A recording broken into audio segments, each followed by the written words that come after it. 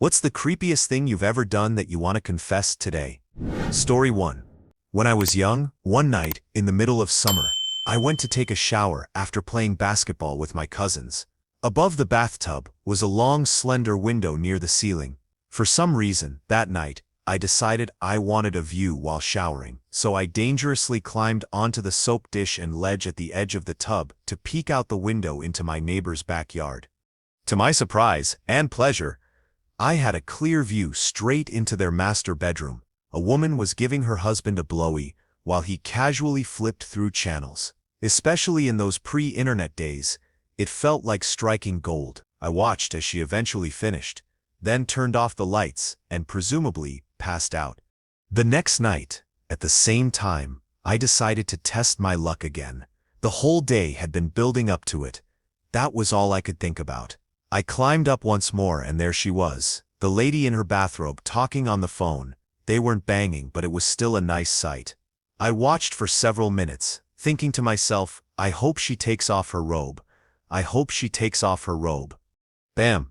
The master bedroom door swings open and the guy walks in, turns on the TV, and lies in bed. She quickly hangs up the phone, drops her robe, and starts giving him blowy. Seeing this 2 nights in a row was pure glee. Knowing the streak might not last, the first thought that ran through my mind was, I need to record this. I ran downstairs right away, covertly grabbed my parents' camcorder, and managed to catch the last 5 minutes of her working on him while he kept watching TV. The same thing happened on nights 3 and 4, like clockwork. But on night 5, something changed. I don't know if they noticed a little kid spying on them or caught a glimpse of the red blinking light from the camcorder in the distance, but to my dismay, the curtains were drawn and the lights stayed off, and that's how it remained ever since. Lucky for me, I had a few recordings to keep me happy. After several days of watching the videos and soloing myself, I came to a realization it wasn't the content itself that was truly exciting. It was the thrill of capturing it, the rush of sneaking around and not getting caught. I craved that excitement again. So, I devised a master plan. At the time, I had a cousin who was 18 and staying with us for the rest of the summer. I was very attracted to her. And honestly, I'm not sure why. Looking back, she wasn't exactly pretty. The shame in me wants to blame it on hormones. Anyway, I rigged up a MacGyver-esque covert camera setup in the bathroom. It involved suspending the large, clunky, several-pound camcorder by a belt, aimed through a hole I had cut in my bathrobe. I was absurdly proud of my invention, and not at all worried about getting caught. That night, I turned the camera on as soon as I saw her heading upstairs to bed, figuring she'd use the restroom before going to sleep. But the moment she walked in and closed the bathroom door, all my confidence evaporated. About 15 minutes later, I heard a noise, something that sounded like surprise or shock, and I became absolutely convinced she had found the camera and was deciding what to do before coming out. The fear that hit me was overwhelming. It felt like a full-blown panic attack, racing heart, chest pains, that crushing sense of impending doom. It was the longest 30 minutes of my life. She opened the door and saw me, completely pale, staring right at her.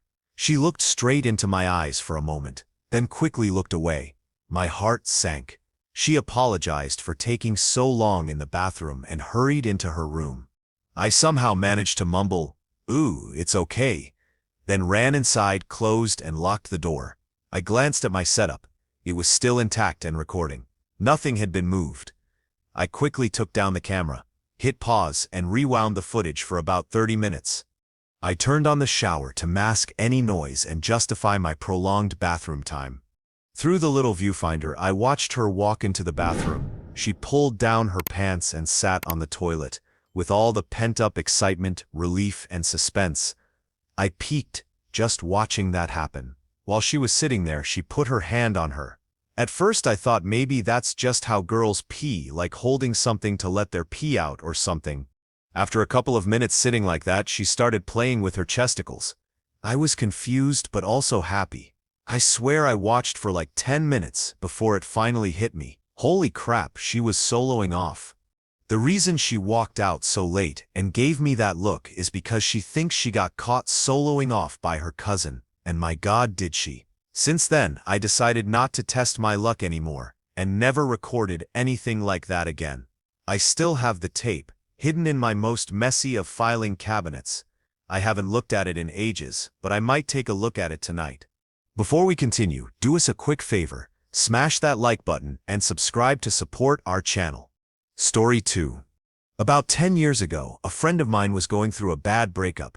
She needed something to cheer her up, so I went to a local party city, bought about 40 different balloons filled with helium, some Groucho Marx glasses, and a noisemaker. I went to her apartment, had her buzz me in, and took the elevator up to her floor. Her door was cracked open, so I kicked it open and started singing "Hello My Baby" with the noisemaker thing in my mouth.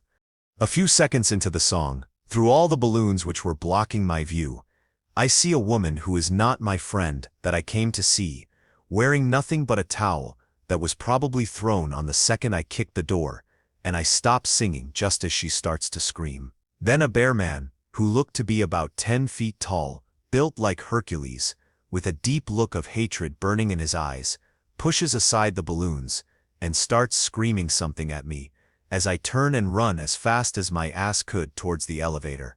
I finally made it to my friend's apartment, one floor up, just after she got off the phone from calling the police after hearing the screams in the apartment directly below her. I accidentally kicked the door open on a couple that had probably just been banging and gave them a bunch of balloons while singing and wearing Groucho Marx glasses. Story 3. Not me, but one of my good friend's older brothers did a prank on the wedding night of his buddy. Before the newlywed went into the hotel room, which was bought for by the friends as a gift, he snuck in and hid under the bed all night long. The next morning, after much banging was had by the newlyweds, the groom asked the bride if she wanted him to bring up breakfast. She said just a bowl of cereal. At this point, the gentleman under the bed revealed himself by saying he would also like a bowl of cereal. This crap is funny to hear about, but I cannot imagine being in that situation. Story 4. I was 21, home for the summer from college, alone with my 18-year-old sister while our parents were on a cruise. I was supposed to be in charge, but she had generally been disrespectful, yelling, refusing to help around the house, and talking loudly on the phone with her friends until the early hours of the morning. It must have been about 3 a.m. when I got up to use the restroom. On my way back to my room, I passed her door and heard her yammering away on the phone. Bang, here we go again, I thought. Just as I was about to knock, I heard her say, "I am so hungry for you." You know the Robin Williams line about how men have 2 heads but only enough blood to run one at a time? It's true. I instantly got a stiffy. It soon became clear when she said, "Do you want to bang me? Please bang me," that she was having a phone bang. I went to the kitchen and discovered the handset was missing. This was before cell phones, so she had no choice but to use the landline. She had a set in her room. Others were in the kitchen and my parents' room. I knew our usual hiding spots and found it. I turned it on and sat in the kitchen while my sister and her friend, a guy from high school who was now a freshman at the same college I attended, continued their talk. I ended simultaneously, with my sister at the moment of her loudest scream. Later, she asked her friend if he had finished with her. He said yes, she never found out her older brother had too. Story 5. Well, here goes. This is the kind of dark and depraved thing that will make the rest of you ashamed to be human beings with me. My sister, who is 1 year younger than me, had this really hot friend who I always had a crush on but who was never interested in me. Well, one day my sister asked me to fix her laptop, and I found a video of the two of them doing some lesbian fooling around.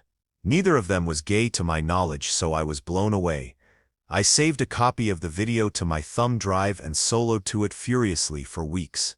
I eventually came to terms with the fact that it wasn't just the friend doing things to me, it was the fact that she was with my sister. I would start doing creepy things like sneaking into her room while she was sleeping and touching her. About 1.5 years after I found the video, my sister was killed in a car accident. Her friend came to the funeral, of course. And while she was kneeling alone over the casket saying her goodbyes, I wondered if she was thinking of what she and my sister used to do with each other, and I got a stiffy right there at the viewing. I got home and loaded up the video again and had another solo time and then cried. Story 6. Back before Facebook had everyone giving out all of their information to absolutely anyone they spoke to, and I used to stalk people in a less accepted way. I had two friends from fanfiction.net, and using the information in their AIM profiles, things like friends' names, last initial, school mascot, I found out everything I could about them. Generally, I would find out their full name, city, school, and address of the school, just to be extra careful, clubs they were in, their accomplishments, anything that was online. Then I asked them what their middle name was. So if they said Anne, I would be pretty sure I had gotten it right when I thought she was Jenny A. Smith. Then when they asked why, I told them everything I had found out. Neither of my first two test subjects would talk to me for weeks. I felt I was just protecting them by telling them how much was available about them, in case a real creeper found it. I'm a girl, if that's relevant. Story 7. I once had a coworker whose cat had kittens. She said I could come see them, but then put it off for about a month. Later, she brought it up again, and I told her that I was coming over to see those kittens before they got up and turned into cats. She said it wasn't a good night, and I'd have to see them another time, but I told her I wasn't taking no for an answer. She had to drive another coworker home that night, so I insisted that I was going to follow them in my own car. She really didn't want me following her home, so she tried to lose me, driving fast, sharp turns. I followed them for a good long time, but eventually they lost me. They even went in the wrong direction to do so. Still, I knew roughly which way was to her house, so I parked my car on the side of the road, turned off all the lights, and waited. Eventually the pair came back, at which point I flipped on my high beams to freak them and rocketed back onto the road. They turned down a side road and thought they gave me the slip, but little did they know that it was I who let them go. I drove full speed to the house of the coworker with the kittens, parked 2 blocks away, and waited quietly nearby until she got home. A half hour later, she finally pulls in, alone and looking exhausted. As she was going to put her key in the door, I jumped out and shouted surprise. As I thrust my empty hand near her side, she dropped her keys and screamed, then pushed me away and quickly snatched up her keys, got inside, and locked me out. She changed shifts after that. I'm lucky she didn't report me. Story 8. I have crippling anxiety issues, and one time it hit a peak. I went over to my girlfriend's place, and she had to leave for school. She lived in a community house where the bathrooms were shared, 3 rooms per bathroom. I needed to use the toilet badly, but it was downstairs, and people were busy moving in. I was too scared to go down. When I couldn't hold it any longer, I used my girlfriend's walk pen, the first thing I could grab. Afterward, I put the waste in a plastic bag and threw it in the main garbage once everyone was gone. I cleaned the pan thoroughly, hid it behind some old pans in the back of a shelf, and replaced it with an older wok pan. 2 weeks later, we ate out of that pan. I only realized after I had finished eating. I never told her. Story 9. I am creepier than I am comfortable admitting. I figured out the password for my attractive cousin's photo bucket. I found intimate pictures, so I solo them on occasion. I have also done this with girls I went to high school with, and a few of my friends. I soloed off while driving because a girl asked me for my number. I soloed off using a friend's wet swimsuit that was on the bathroom floor. I stole my sister's inners and wore it for a little bit. Not really into that, but I was curious. I soloed off in a bunk bed while watching a movie with 2 friends. They were on the top bunk. I was on the bottom. I used to Photoshop photos of my female friends into corn. I am not proud of any of these things. I think I just need to get laid. Story 10. I worked in a small office for a couple years in my mid-20s. One of my coworkers was a rather attractive 40-something widow with 3 kids. I would be the last one to leave the office quite often. On one such occasion, I made my way over to her desk a half hour or so after everyone was gone for the day. She had pictures of her 14-year-old son, 19-year-old daughter, and 20-year-old son, who had spina bifida, sitting on her desk. It was a school picture of her daughter when she was, I believe, 18. I sat down in a coworker's chair, turned the pictures of her sons around, and soloed off furiously. Around midnight, I was at the bar throwing darts with some friends when I suddenly sprinted outside without explanation, jumped into my car, sped over to the office, and turned the pictures of her sons back around. Story 11. A few years ago, back when MSN Messenger was the go-to IM, I created a fake girl's email account. I'm male, by the way, and started adding girls I thought were hot from my MSN contacts. Over a few weeks, I honed my social engineering skills and became pretty convincing as a girl. I used this fake identity to coax some girls I knew in real life into having lesbian cam fun with my fake persona. I had an app that let me play edited clips from another girl's webcam video I'd recorded months earlier, different clips for waving, sitting, typing, even taking her top off. I timed it perfectly, so it seemed as real as possible. Using this trick, I got about 6 or 7 girls I knew to strip and perform solo on webcam, thinking they were with a girl. I recorded these sessions and often used them for my own use. It's creepy, I know, but it was a huge thrill when it worked. It didn't work often though, and nobody ever had any way to connect it back to me. The closest I came to getting caught was when I was logged into both my real account and the fake girls at the same time, and one girl I was trying to lure spoke to both accounts simultaneously. At one point, I accidentally messaged her on the wrong account, but she never noticed. I nearly freaked out. I guess I just preferred seeing real girls I knew rather than strangers on the internet. Story 12.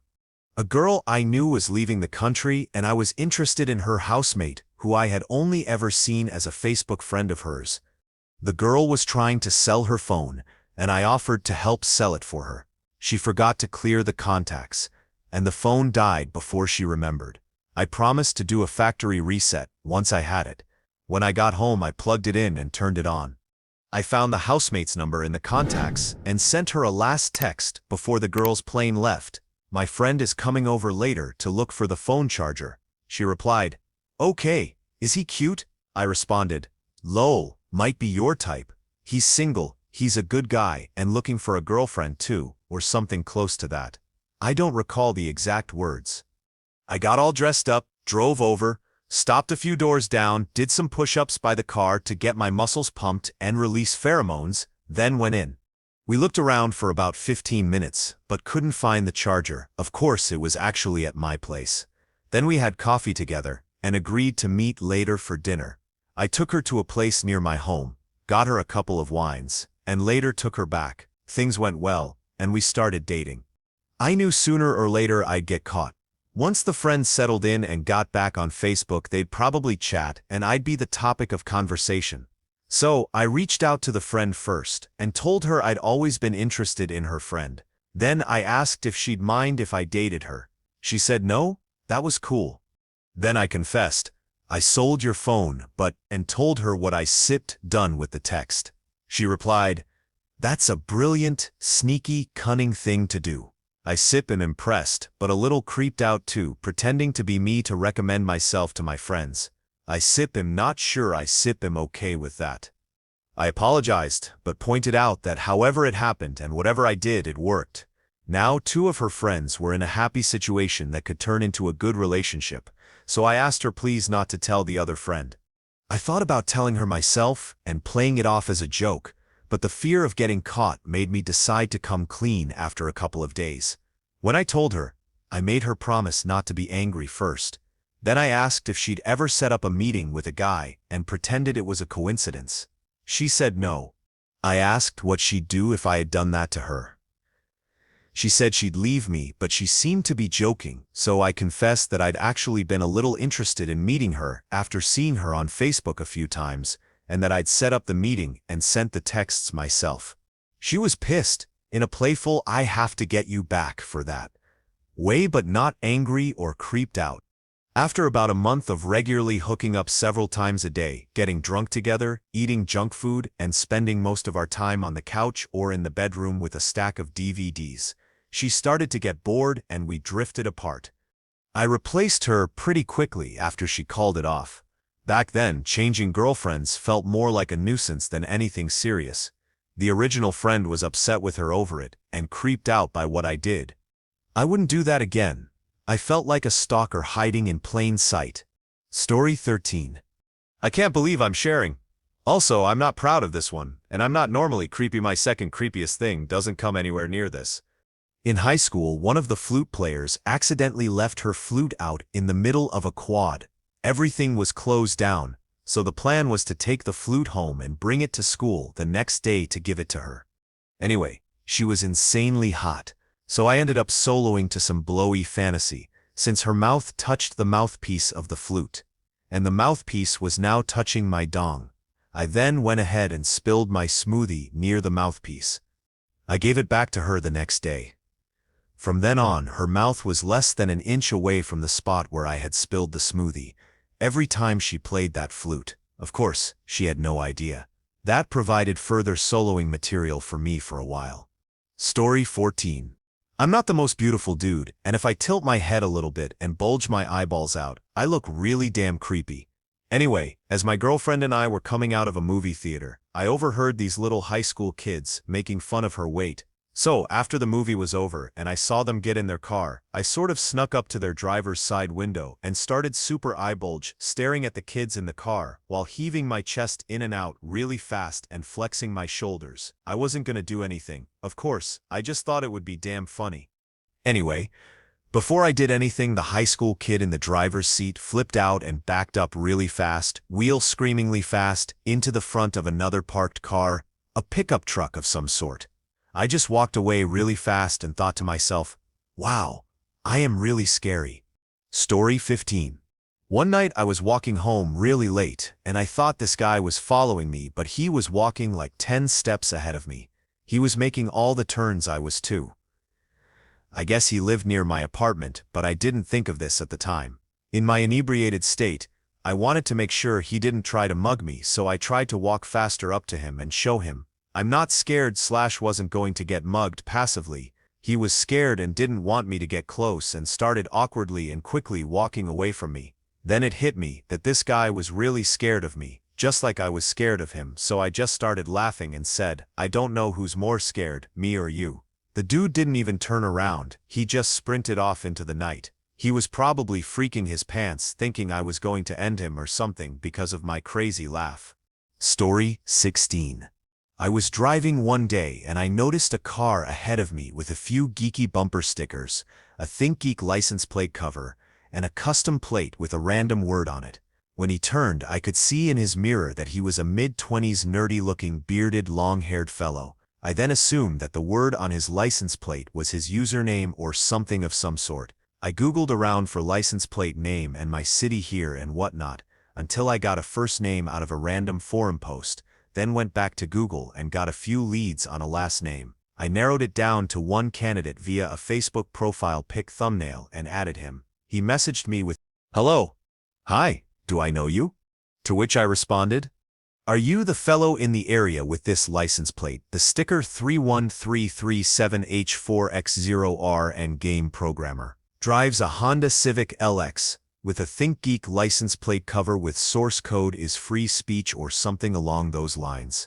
And he says, "That is fairly specific, but yes, that is me. What's up?" And now we are good friends and hang out pretty regularly. Such an ideal way to meet new people, right? Story 17. When I was 7 or 8, I did a science project on the antibacterial efficacy of various soaps. Basically, it involved keeping hands dirty for a day, pressing grubby thumbs into petri dishes full of agar, then washing and doing the same again. I take tracings of the cultures. Bigger colonies were bad, smaller ones, good. This ended up winning the county science fair for my grade in a large metropolitan area, so that was nice. But before that, after I'd finished the experiments but before I'd discarded the dishes, I got into a dispute with my parents. Don't remember what about. I thought, I'll show them. So, I took the nastiest culture and swabbed it onto their bedroom doorknob. They both got sick as dogs, and I had to take care of them for a couple of days. Served me right. Story 18. One night in our senior year of high school, my best friend and I were just cruising around his neighborhood because we didn't have crap to do at 10 p.m. So, we eventually pass a group of about 10 sketchy-looking middle school children just hanging and talking out on a curb. So of course we drive by, and as we drive by very, very slowly, I stick my head out the window and put the creepiest look I can muster on my face, eyes wide open, jaw slack, mouth contorted, and in a high, whining, warbling voice utter the word children over and over again. We drove by for a solid 20 seconds. We went so slow, and the whole time the middle schoolers didn't utter a single thing or move from their spot. They looked terrified, each and every one. We circled back around to mess with them again, but wisely they had left their spot. It probably didn't help that I'm black. Story 19. In sophomore year of high school, I was looking for a homecoming date. My mom taught at another high school across town, and unaware of my date search, she casually mentioned that a pretty girl in one of her classes had commented on how hot I was in the picture on my mom's desk. I immediately asked her name and looked her up in the yearbook and determined that she was indeed pretty. I told my mom to give her my number, and we ended up chatting over the phone with her agreeing almost immediately to go to my homecoming with me. Now, I wanted to meet this girl before the big show, but neither of us had our licenses as we were only 15. Fortunately for her, I was already taking some nighttime drives at that point, so I agreed to meet up with her late one night that weekend. This is in the early days of widespread cell phones, so there was no GPS or Google Maps to speak of. I had to drive half an hour away to this girl's place. As Murphy's Law would dictate, I inevitably got lost and finally found her place an hour after I said I'd be there. She must have fallen asleep after waiting so long. I think I tried calling her, but she never picked up. I circled this silent, sleepy house, looking for a light on, or to see if she might be up. No such luck. I was about to pack up and leave in frustration when I foolishly decided to just throw caution to the wind. I walked up to the front porch, instinctively flipped over the welcome mat and found their family's emergency key. With no regard for life and limb, I then used the said key to open the door to this pitch-black stranger's home. I tiptoed upstairs and slinked down the hallway and opened up a random door to, "Hello? Oh my God, how'd you get in?" It was the correct door. Sigh of relief. And she wasn't even upset. Awesome. Long story short, we ended up going downstairs to her basement, watching SLC Punk and banging. Homecoming was a bit awkward, as when we were getting our pictures with the parents, we both had to pretend we were meeting for the first time. But the dance was cool, and we ended up banging there as well. I don't think we hung out after that, but it obviously could have turned out much worse. I could have been shot, arrested, or worse. But that's what thinking with your head will get you. Definitely my creepiest moment. Story 20. I had a nightmare roommate in college that caused a lot of drama. She threw tantrums and broke things, stole from me and our third roommate, screamed at us for no reason, etc.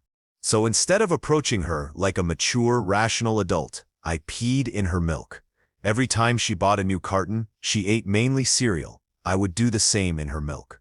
Then I eventually began doing it in her body wash, as we shared a shower, and finally I started sprinkling some on her pillow when she went out. I didn't feel remotely creepy at the time.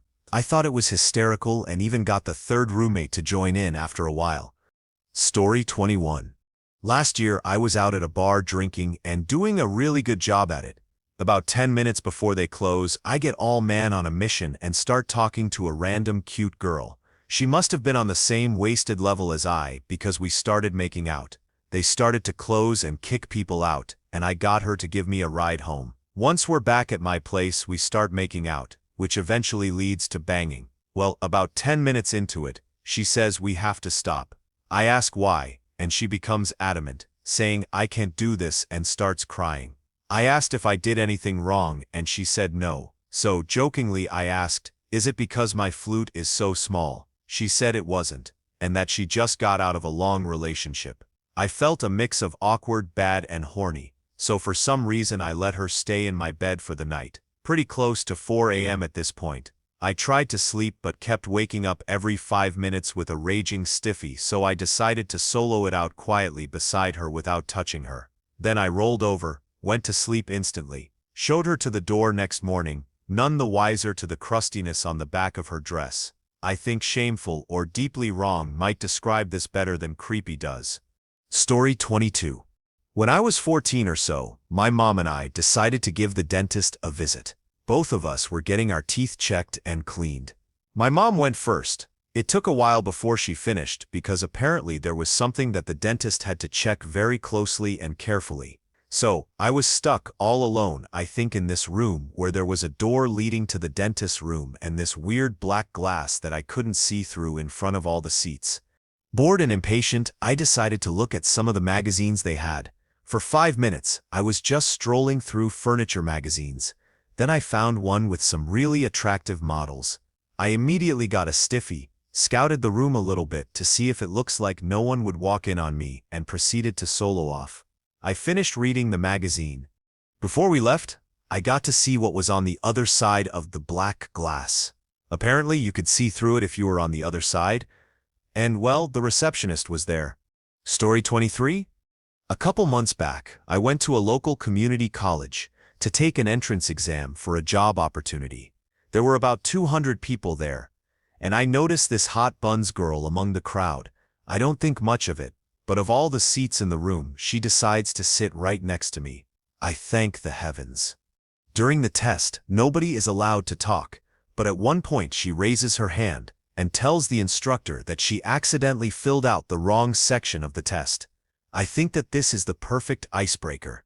I make my move, and it lasts like one sentence before she gave me that creeped out look.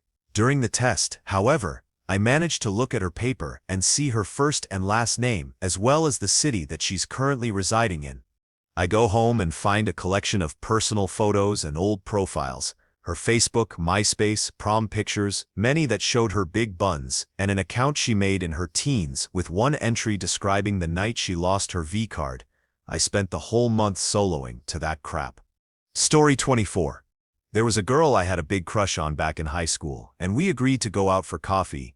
I was pretty inexperienced with dating at the time, so afterward, I figured it'd be a good idea to give her a call. She wasn't home though, so I ended up calling several times throughout the day and left a few awkward messages asking her to call me back. Needless to say, I probably scared her off. We never hung out again after that. Looking back, I just shake my head at how I must have come across like a total creeper. Story 25.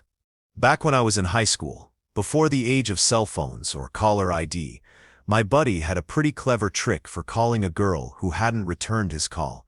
Instead of looking desperate, he'd call and say something like, "Hey, my mom said some girl called but didn't leave a message. I figured it might been you." It made him seem like he was just returning a missed call, not chasing her, and it even planted the idea that another girl might be interested in him. I still think it was kind of genius. Story 26. I found a phone in the parking lot after a concert and did what any red-blooded American would. I looked through all the pictures. I was not disappointed. There were photos of this creeper boinking with a large woman plus several manhood shots. After laughing and showing my friends, I actually tried to call him to return the phone. When I finally got hold of him, he accused me of stealing it and was a complete jerk. So, naturally, I did what any red-blooded American would. I forwarded those tiny manhood pics and boinking photos to his contacts listed as Mom, Dad, Grandma Juarez, and Aunt Jenny. I'm sure it made it pretty hard for him to look his family in the eye after that.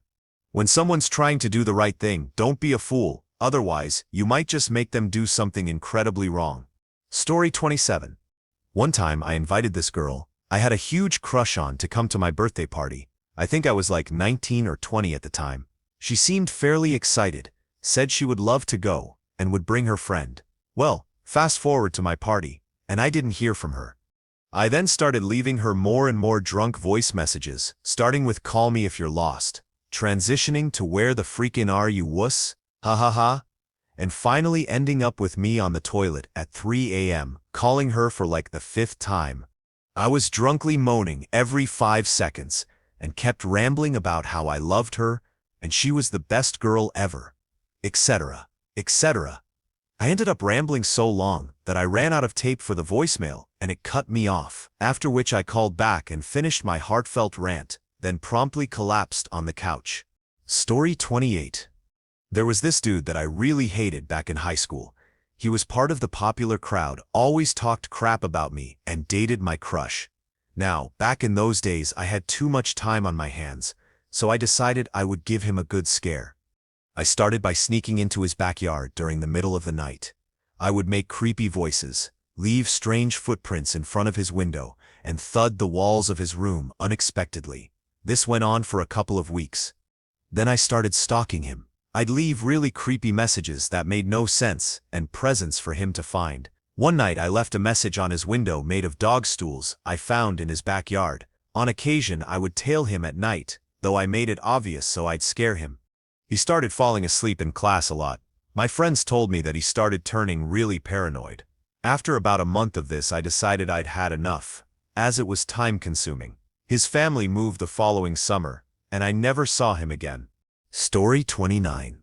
Okay, so one time I was swimming at my friend's house, and one of his girlfriend's busty and attractive friends was over. She was sitting on the edge of the pool with her feet dangling in the water. Like a predator of the Amazon River, I snuck up on her and snapped my teeth right by her feet, almost biting them. I even made a kind of predatory hissing sound as I did it.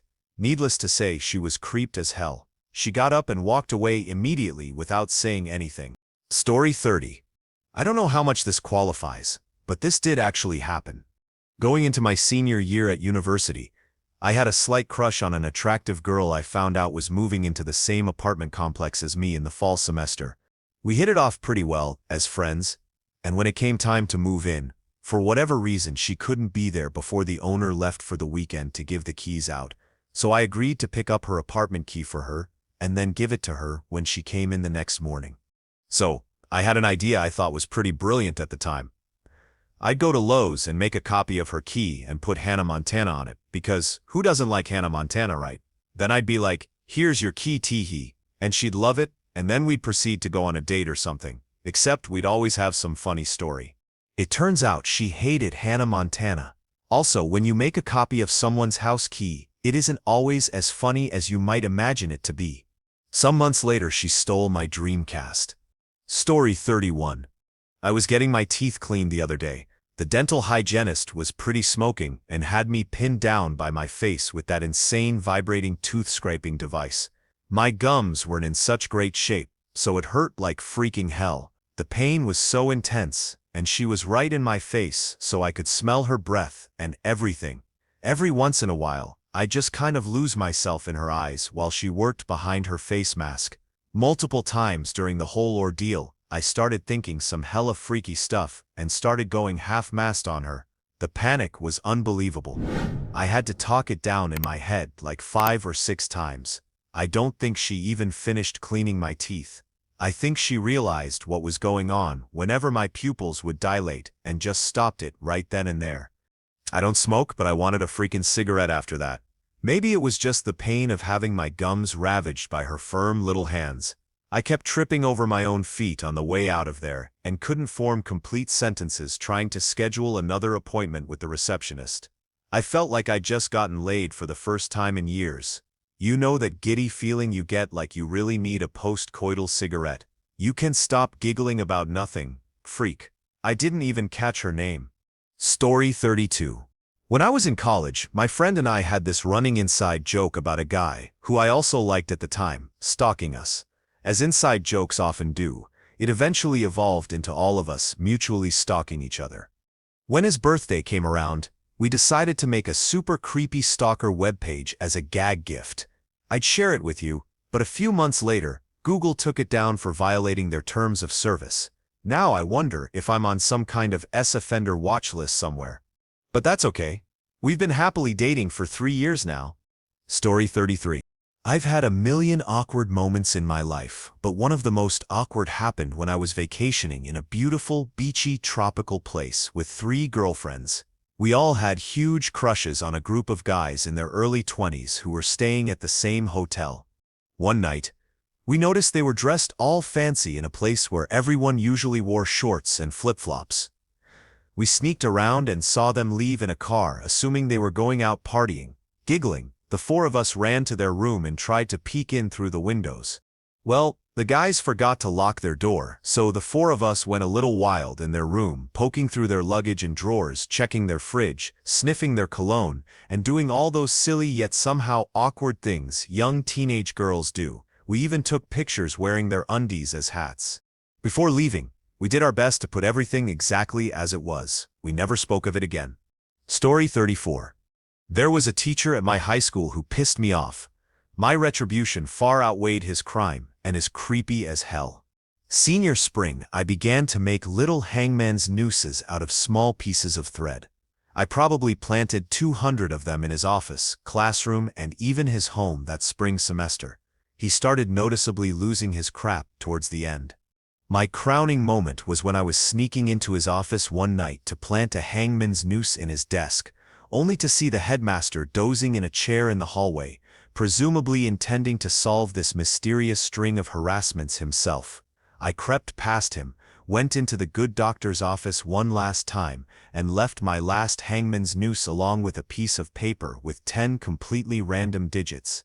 I never got caught, and Doctor has never been the same from what I've heard and observed in subsequent visits to my old high school. 2 things. He has no idea it's me. In fact, I never even had class with him, so I doubt he knows my name. Also, he's not black or from any minority group, for that matter. I sometimes think I'll make another hangman's noose and mail it to him someday in the future. Just wish I could remember the digits I scribbled down. Story 35. Okay, this is kind of creepy, but I used to frequently leave my undies lying around in plain view of my boyfriend. I would leave them around my room when I knew he was coming over at his place in the bathroom, or even on his bed. Story 36. So, my pretty hot colleague and I were drinking coffee. I was playing with my M.P-3 player, which had some sort of Tetris game on it. She mentioned that my player had a flashcard slot and asked if I had ever tried it. Well, I hadn't, until that moment. She gave me her flashcard from her camera, and I started browsing through the pictures. Just as she asked if it worked, I discovered some semi-bare pictures of her. I was like, nah, this doesn't work, but let me try again, and copied the pictures to my player. This task required all of my social acumen. So, one time I was at a meet for people who had placed in the top whatever % in a provincial school competition. There were about 250 people there in total. I bumped into this cute girl and started flirting with her, trying to stay mysterious and aloof. AKA, not having the guts for a real conversation. I didn't ask for her name. I'd later regret that, since I had no other likely chance to see her again.